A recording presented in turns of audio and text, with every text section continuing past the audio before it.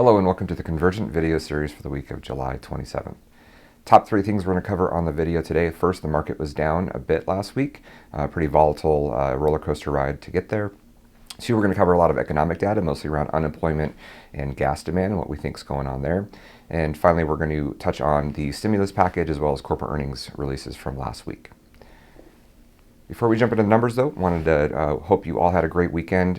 We had another picture-perfect Pacific Northwest summer weekend, 80s and sunny pretty much every day on the weekend. And in particular, we had a chance to finally celebrate a very crazy coincidence of birthdays. My oldest daughter and then my best man for my wedding, his daughter, as well as his sister's son, Max, who all of you know, now working at Convergent, all happen to have the same birthday of May 31st. Usually we celebrate the weekend of Memorial Day, but with everything going on, we had to delay it till this summer and finally had a chance to get together and had a great time outdoors in the sun, getting time spend time with some good friends. So hope you had a great weekend as well. So with that, on the numbers for the week, as I mentioned, the S&P 500 was down slightly on the week, about 0.4% for the week.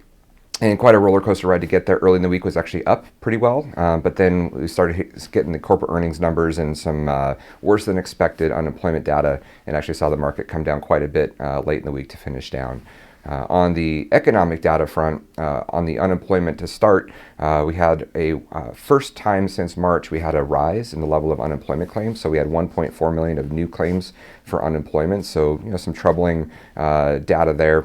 On the continuing claims, we saw a reasonable drop in those numbers. However, if we look at the non-seasonally adjusted numbers, the levels from mid-July, which were the most recent week reported, are pretty much the same levels as the end of June. So we're not really seeing a lot of improvement on the unemployment numbers. And then finally, total unemployment came in still over 31 million, a slight drop, but really that 200,000 in drop is just unfortunately a drop in the bucket compared to the 31 million of total unemployed. So a lot going on there with rising COVID cases, states starting to roll back their opening. We're a little concerned what we might see on unemployment here in the near future. Another area we're looking at is last week we talked about whether we're in this V-shaped recovery or not, and looking at some data that might indicate that we're really moving up from an economic standpoint, but other numbers showing some challenges.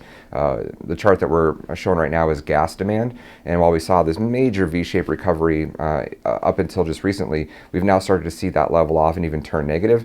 And the big thing we're going to watch for on this is this just a short-term trend, or is this something that might be longer-term again, with given rising COVID cases and states kind of rolling back the level of opening that they're up to? So a big thing to keep an eye on. So most of the fireworks, though, last week on the headlines were around corporate earnings and the stimulus package.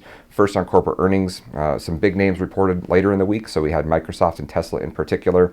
And while they beat their really reduced expectations, the bigger headlines were around what they expected in the future. So their guidance for upcoming quarters wasn't nearly as good. And that was really a theme across all of the major releases last week on the corporate earnings side, where they were hitting reasonable numbers on their expectations, but looking forward on their guidance, they were giving lots of either no guidance at all or kind of a negative tone to what they expect in the near future. Which leads then to the big news of last week, or the big headlines, and also what we expect to really dominate the headlines this week is the stimulus package.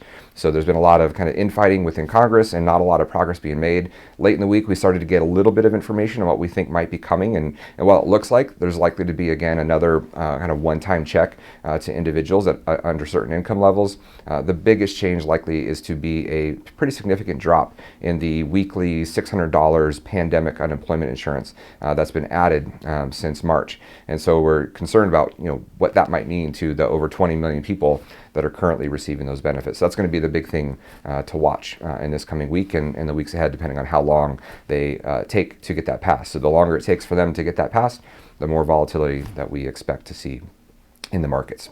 So one other thing to watch, gold prices. So we saw a record price at the very end of the week in gold. As many of you know, we added gold to most of our model portfolios in March to kind of battle some of the volatility we were seeing in the markets.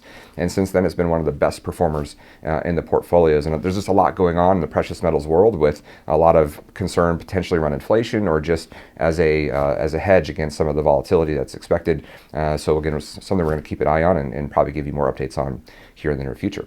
So with that, bottom line for the week, as I mentioned, we're really on stimulus package watch right now to see what happens with that. That's going to have the biggest impact on the market here in the near term. But there's going to be a lot more corporate earnings releases this week to keep an eye on. And of course, we're going to have to keep an eye on COVID cases and what's happening at the state level and in terms of shutdowns or reopenings.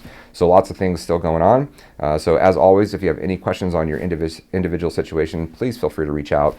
And we'd love to talk with you and schedule a meeting. But with that, we hope you have a great week, and we look forward to talking to you soon.